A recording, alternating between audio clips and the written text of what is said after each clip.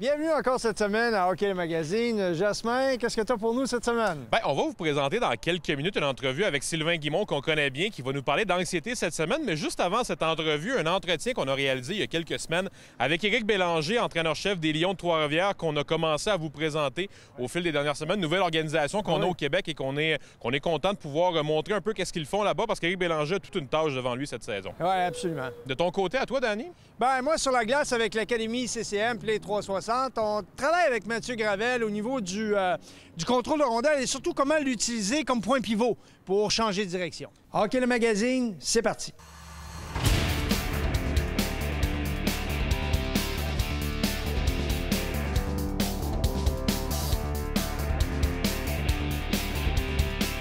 Hockey le Magazine vous est présenté par le Trio Hockey, Sport Rousseau, Hockey Expert et l'Entrepôt du Hockey, en collaboration avec l'Académie CCM, à fond avec l'Académie CCM et Duck Hockey Montérégie.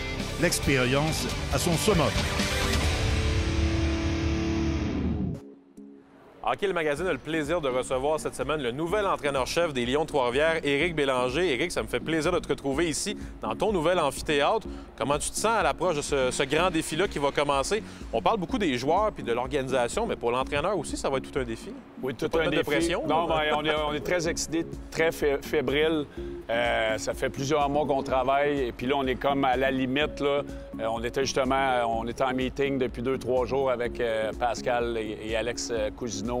On prépare notre système de jeu, nos pratiques, qu'est-ce qu'on va faire en attendant de revoir les gars de Laval. Donc, c'est très excitant. Je suis comme un enfant qui s'en va en camp de vacances là, pour la première fois de sa vie. J'ai très, très hâte que ça commence. Éric, je te demanderai pas tous les secrets de comment ça s'est passé, mais je suis curieux quand même de savoir comment s'est faite l'approche avec toi. Qu'est-ce qui t'a interpellé dans ce défi-là? Puis quand on t'a contacté, ou si c'est toi qui les as contactés, peu importe, c'était quoi les premiers mots que vous avez eus ensemble, les premières idées échangées? Bien, en fait, j'étais rendu à peut-être à monter de niveau, aller à une autre étape dans ma carrière d'entraîneur. J'ai eu 2 superbes saisons. Bien, l'année passée, avec la COVID, je n'ai pas eu, mais avec l'organisation des Chevaliers de Lévis, ça a bien été avec le séminaire Saint-François avant. Mais lorsque le poste s'est ouvert ici, qu'on allait avoir une équipe, j'ai rentré en communication avec Marc-André. Je suis même descendu ici, puis je suis allé prendre un verre avec chez lui pour lui démontrer mon intérêt. Il était surpris, il ne pensait pas que j'avais un intérêt aussi important. Puis la graine a été semée à partir de là. J'ai fait partie du processus d'entrevue et je suis ici aujourd'hui. Donc, l'intérêt était là. Je l'ai démontré à Marc-André, puis le reste, bien, c'est historique. Éric, tu as terminé ta carrière de joueur en 2013. Alors, on se retrouve quand même pas si longtemps que ça plus tard avec le processus que tu as eu. Tu as parlé des Chevaliers de Lévis. Qu'est-ce que tu vas retenir de cette expérience, de ces premières années comme entraîneur à des niveaux, je dirais pas inférieurs, mais en termes d'âge plus jeune, là, quand même, pour arriver maintenant au hockey pro, à peine 8 ans après la fin de ta carrière comme joueur toi-même? Bien, écoute, c'est un bel accomplissement, puis je pense que ça va m'aider dans mon coffre d'outils dans certaines situations plus tard, de dealer avec des jeunes de 15, 16, 17 ans. Oui, là, je vais dealer avec des professionnels, mais ça reste des êtres humains, puis ça reste que moi, j'ai vécu des générations différentes dans ma carrière, où j'ai commencé la vieille école, où ce que tu regardais en avant, puis tu disais pas un mot. Tu pourrais en parler longtemps de ça aussi. Oui, vraiment. Et là, les joueurs veulent tout savoir, veulent tout être impliqués dans les décisions. C'est de trouver le juste milieu entre ça et les avoir trop impliqués, parce que c'est quand même le groupe d'entraîneurs qui sont les patrons. Aimes-tu ça, cette nouvelle mentalité-là? On en parle beaucoup dans le hockey, les jeunes qui veulent être impliqués. Toi, est-ce que tu aimes ça échanger avec les joueurs comme ça? Oui, j'adore ça parce que moi, quand j'étais joueur, j'aurais aimé ça être capable de le faire. Tu sais, il y a des choses, des fois, qui me plaisaient pas. J'aurais aimé ça. On s'assoit, on jase, puis à la fin de la journée, c'est moi le coach, c'est moi qui faut décider. Mais comme joueur, quand je l'étais dans la Ligue nationale ou dans des calibres inférieurs, j'aurais aimé ça, avoir une voix plus importante.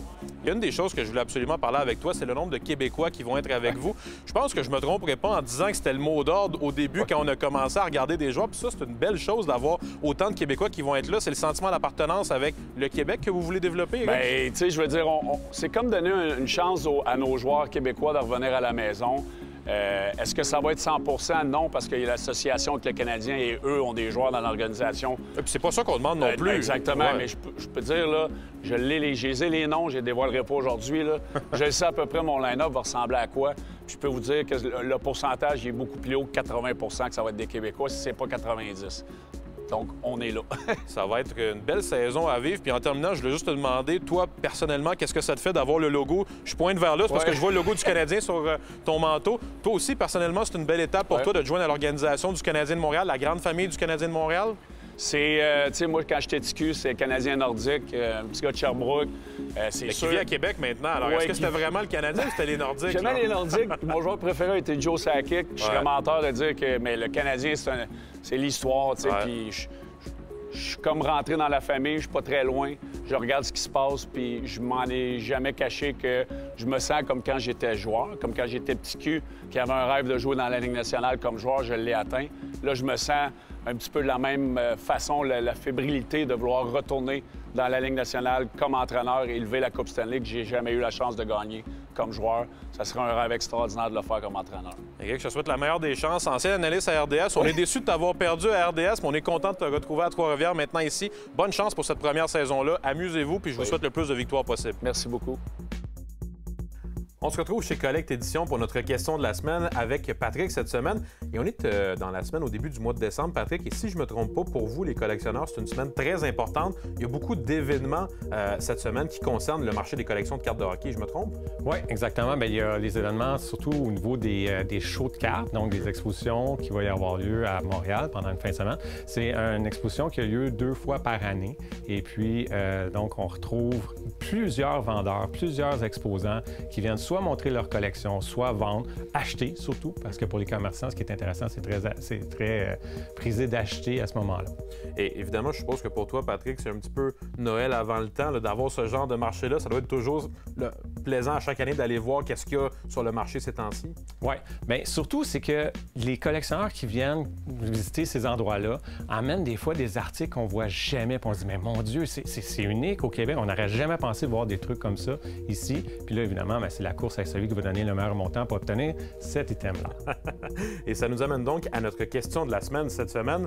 À combien estime-t-on le nombre de visiteurs annuels pendant les 5 jours du National Sports Collectors Convention? Est-ce A, 25 000, B, 50 000 ou C, 100 000? La réponse après la pause. On se demandait avant la pause à combien estime-t-on le nombre de visiteurs annuels pendant les 5 jours du National Sports Collectors Convention? La réponse est C, 100 000.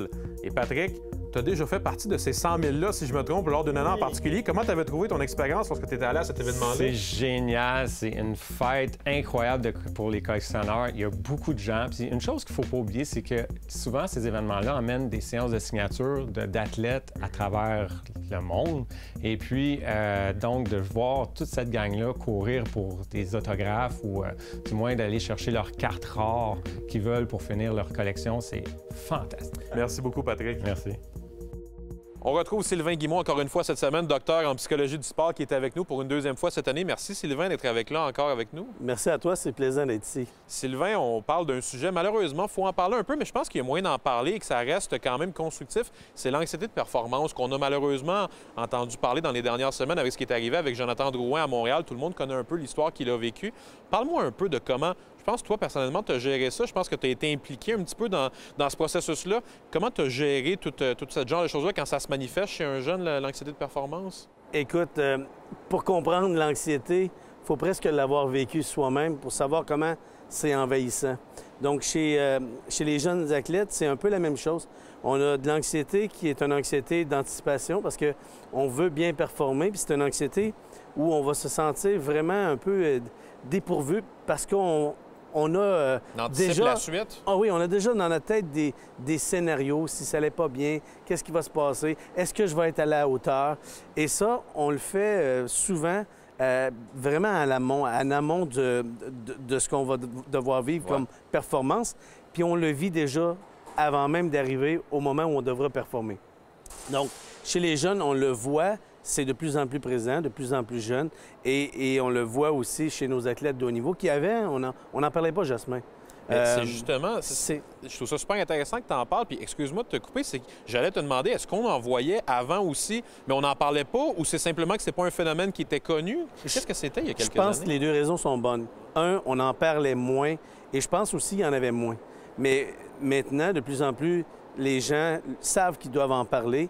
ça devient tellement envahissant, ça devient tellement handicapant pour eux, ceux qui le vivent, qu'un jour ou l'autre, ils n'ont pas le choix de lever la main et de dire « bien, ça va pas bien et j'ai besoin d'aide ». Tu en parles justement de lorsque ça commence à nuire à nos activités. C'est le côté que malheureusement Jonathan Drouin, mais c'est vraiment pas le seul qui l'a vécu. C'est peut-être le cas le plus...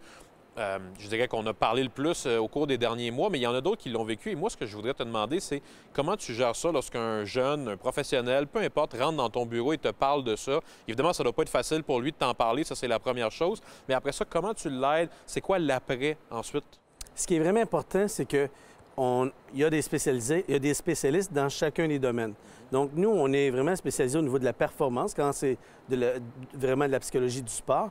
Et quand ça tombe du côté vraiment plus de l'anxiété, là, il faut consulter des psychologues cliniciens, qui sont membres de l'Ordre des psychologues, qui va permettre de le faire d'une façon structurée et plus d'une façon vraiment clinique, où on va s'assurer que tout est pris en compte, autant au niveau de la santé physique que la santé psychologique de cet athlète-là qu'on va traiter. Donc, c'est vraiment important d'avoir les ressources qui vont nous aiguiller vers le bon professionnel qui va pouvoir les aider à ce moment-là. Lorsqu'un jeune a à vivre cette réalité-là, est-ce que tu penses qu'il aura toujours à vivre avec cette réalité-là pour le reste de sa carrière? Est-ce que c'est quelque chose qu'on peut éliminer de soi-même après l'avoir traité une fois ou ça va toujours faire partie de notre parcours? Oui, mais c'est difficile. On réagit différemment à l'anxiété, au stress, et c'est toujours présent dans notre vie. Est-ce que ça va partir en soi? Non, mais on apprend et on sait, on a des outils maintenant dans son coffre pour faire face.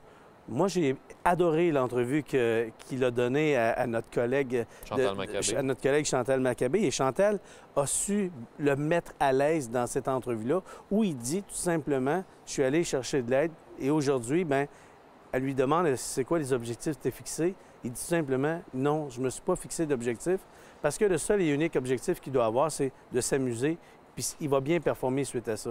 Donc, j'ai trouvé que sa réponse, déjà, on voit un jeune homme encore plus mature et conscient qu'il ne peut plus faire ce qu'il a fait dans le passé, qui l'a amené à de l'anxiété. Là, maintenant, il a appris et on voit qu'il a été probablement très bien épaulé. Et ça, il faut dire merci aussi aux Canadiens de Montréal qui lui ont permis de prendre un certain recul et de se distancer de ce qui le rendait anxieux au départ. Ah, et si on peut dire que Jonathan Drouin, avec le Canadien de Montréal, se dit lui-même qu'il doit avoir du plaisir, je pense que c'est un beau message à envoyer aux plus jeunes aussi, de relativiser un peu, même si c'est pas facile parfois, mais c'est la preuve quand même qu'on peut le faire, relativiser, puis ramener ça à l'essence du sport. On dit jouer au hockey, on dit pas travailler au hockey. Exactement. Il faut que ça soit plaisant. Merci beaucoup, Sylvain, puis on se retrouve bientôt.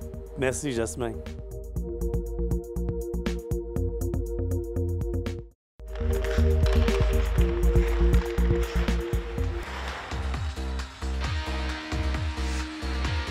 Cette chronique équipement vous est présentée par le Trio Hockey, Sport Rousseau, Hockey Expert et l'entrepôt du hockey. On est avec notre expert, Éric. Et cette semaine, Éric, tu veux nous plonger dans le monde des casques, où il y a eu beaucoup d'évolutions au niveau de la technologie. Oui, effectivement, Bruno. À chaque année, il y a beaucoup d'évolutions au point de vue casque. Il y a des changements, des nouveautés. Mais cette année, c'était vraiment une année spéciale. Entre autres, CCM avec le SuperTax X, qui est sorti, qui est un casque vraiment révolutionnaire. Il est plus cher que les autres casques dans le passé. Vraiment une barrière de prix qu'on ne pensait pas atteindre. Mais les clients, même nous disent le contraire. Ils apprécient le casque. Puis on voit dans le national, si vous reconnaissez la coquille de ce casque-là, il est de plus en plus utilisé chez les joueurs professionnels. Un gars comme Austin Matthews, il est devenu ambassadeur chez CCM à cause de ce casque-là. Il a pu faire le switch, il aimait beaucoup le casque. Protection, les ajustements, mais vraiment, c'est l'intérieur où tout ça se passe. Les petites alvéoles qu'on voit ici, peut-être la caméra, font en sorte que l'impact, les chocs sur la tête sont vraiment absorbés de façon différente. C'est probablement le casque, à mon goût, à moi, le plus confortable qu'on a en magasin. Mais évidemment, il faut que tu aies la tête qui fait comme il faut dedans. C'est vraiment le critère numéro 1. Acheter un casque, pas pour le marketing ou qu'est-ce qu'on dit, c'est vraiment le confort. Mais c'est nouveau d'investir pour cette pièce d'équipement-là. On est habitué que c'était assez de base. Je me rappelle dans les premiers casques ou les casques que j'avais quand je jouais, c'était très, très simple. Donc de là, maintenant, il y a une mentalité où, avec la technologie, ça vaut la peine d'investir pour cette pièce-là. Tout à fait. Puis quand on y pense, protéger notre tête, Il n'y a pas vraiment de prix à ça pour s'assurer que tu ne fasses pas de commotion, des blessures, des choses comme ça. Donc, investir dans un casque, c'est très important. Et tu as entièrement raison. Mais avec toute cette nouvelle technologie-là, moi, je l'ai dans les mains présentement, là, puis j'en reviens pas à quel point c'est léger. Fait que là aussi, la légèreté est importante. Oui, exact. Dans le casque que tu as dans tes mains, le Hyperlight de Bauer, le nouveau de cette année, est vraiment léger. Puis encore une fois, ils ont changé la coquille un petit peu différente des autres casques qu'il y avait dans le passé, les casques React. Mais le confort, les matériaux qu'ils utilisent, l'ajustement sans outils, évidemment, de nos jours, ça en fait aussi un casque de très haute qualité qui est très confortable. Et on sauve plusieurs minutes à ne pas avoir à l'ajuster avec le tournevis, à réessayer. Ça, c'est plaisant. Et au niveau des accessoires, pour ceux qui se doivent d'avoir une visière complète ou de la protection faciale? Oui, mais c'est un bon point. Tu as le choix entre des grilles comme celle-ci. Celle-ci est en titanium, donc très légère. Celle-ci est en acier, un petit peu plus pesante, mais qui fait le travail également. Mais il y a plusieurs choix. Tu peux également prendre une visière complète de Bauer CCM qui devient de plus en plus populaire. C'est quand même populaire aux États-Unis. Au Canada, au Québec, commence à avoir une petite percée ou une demi-visière, les entraîneurs. Mais tout ça pour dire qu'en magasin, on a vraiment tout ce dont vous avez besoin pour protéger votre tête adéquatement. Et quelqu'un qui veut faire l'achat ou justement investir dans un de ces casques-là, mais a déjà chez lui une grille ou une visière d'une autre compagnie, est-ce que ça s'assemble facilement? Oui, il peut. S'il n'est pas certain, il peut emmener la grille en magasin. On va s'assurer à l'achat du casque que la grille ou la visière puisse faire sur le casque, mais la plupart du temps, c'est interchangeable. Et est-ce qu'on voit maintenant, parce qu'avec les entraîneurs, on voit que les entraîneurs aussi veulent protéger leur tête, est-ce qu'on voit de plus en plus de ces entraîneurs-là, justement, vouloir bien investir au niveau des casques? Oui, tout à fait. On ne sait jamais. Sur une patinoire, on a un entraîneur peut plier sur une rondelle ou pas voir un enfant passer, se faire trébucher, tomber par en arrière. Mais il n'y a pas seulement porter le casque, il faut attacher la sangle aussi, qui facilement, le casque peut tomber. Puis tu peux vraiment te faire mal. Tu as entièrement raison. Depuis que j'ai arrêté de jouer, je suis passé du côté des entraîneurs et je suis chanceux d'avoir utilisé ce casque-là. Il a été utile à quelques reprises parce que tu as beau penser que tu es solide sur tes patins, un garçon, une fille qui passe, qui ne s'est pas arrêté, ça vient vite. Fait que c'est pas évident. Bien, merci beaucoup. Vraiment intéressant au niveau des casques. Puis la semaine prochaine, on va y aller au niveau des épaulettes. Encore une fois, beaucoup de technologies qui développent. À la semaine prochaine.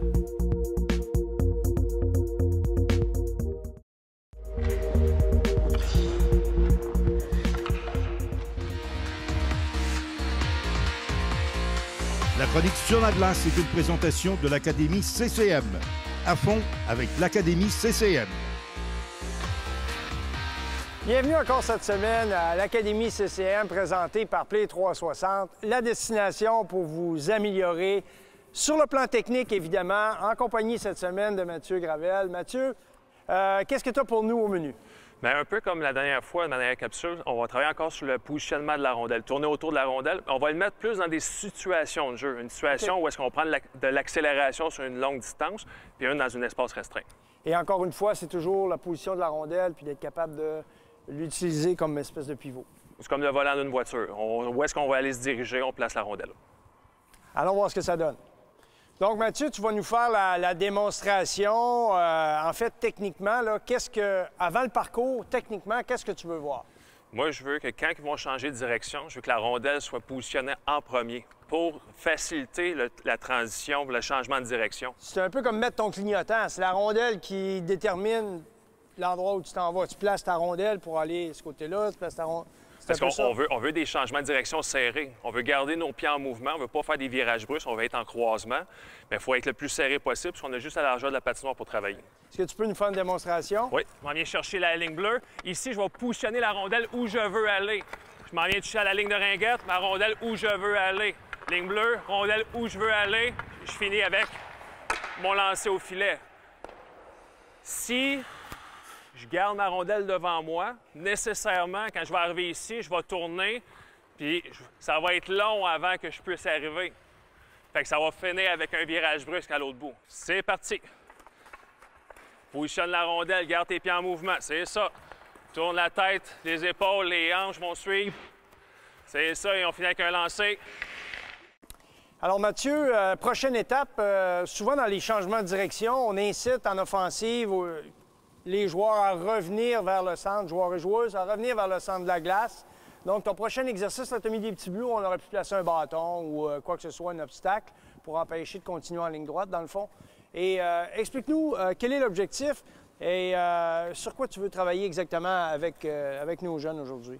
Bien, tu sais, ça, je vais le mettre dans un espace plus restreint. Je patine vers l'avant, ça se referme, puis rapidement, il faut que je prenne une décision, aller à gauche ou à droite, tout dépendant de la situation. Comme s'il y avait le défenseur, en fait. Puis, qu'est-ce qu'on veut illustrer, c'est être capable de vraiment, ma rondelle, la positionner. C'est vraiment un angle de 90 degrés. C'est un changement de direction brusque. Tantôt, on l'a fait sur une longue distance. Là, on veut le faire dans une courte distance rapide. Plus situation de match, en fait. Oui. Okay. Là, l'exemple que je vais montrer, vous allez vous positionner la ligne de ringuette. Qu'est-ce qu'on va vouloir? C'est juste pour créer du momentum. On va venir vers le cône. On va faire un virage brusque vers la bande. Et là, on va passer à l'intérieur des portes ici. Pourquoi j'ai mis 4 cônes? C'est pour éviter d'arriver déjà avec un angle d'attaque. Je veux vraiment qu'on soit en ligne droite vers le coin. Puis à la dernière minute, quand on va arriver au petit but, de prendre le centre à 90 degrés puis être parallèle à la ligne de ringuette. Fait qu'ici, le gaucher, quand vous allez passer les cônes, ici, vous allez positionner la rondelle parallèle à la ligne de ringuette pour, par la suite, tourner mes patins puis venir prendre le centre. Avec un petit peu plus de vitesse, qu'est-ce que ça donne? C'est que je m'en viens ici, dernier moment, hop, viens prendre le centre, je vais rouler sur ma rondelle et je vais venir prendre mon lancer. Les droitiers, de ce côté-ci, c'est votre côté fort pour le faire. Ça veut dire que vous allez arriver ici et à passer le cône, vous allez positionner la rondelle de votre revers vers le milieu, puis déjà, vous allez être en posture de pouvoir prendre un lancer au but. C'est bon? Fait qu'on va commencer avec le premier. On y va! C'est parti! Viens attaquer le milieu. Place la rondelle, c'est ça. Place la rondelle où tu veux aller. Place la rondelle, c'est ça. Faites glisser la rondelle. Oui, super bien fait, ça. Donc, Mathieu, encore une fois, moi, ce qui m'impressionne, c'est que les jeunes voient très vite la différence. Lorsque tu as donné les consignes, tout de suite, la rondelle a commencé à glisser beaucoup mieux.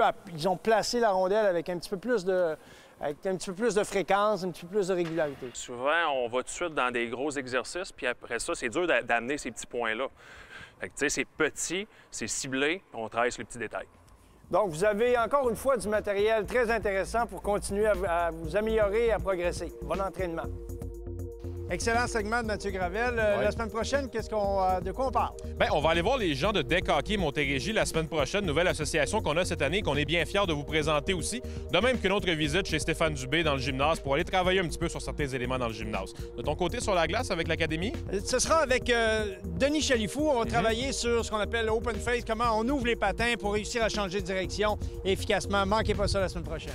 Hockey le Magazine vous a été présenté par le trio Hockey Sport Rousseau, Hockey Expert et l'Entrepôt du Hockey, en collaboration avec l'Académie CCM, à fond avec l'Académie CCM et Deck Hockey Montérégie, l'expérience à son summum.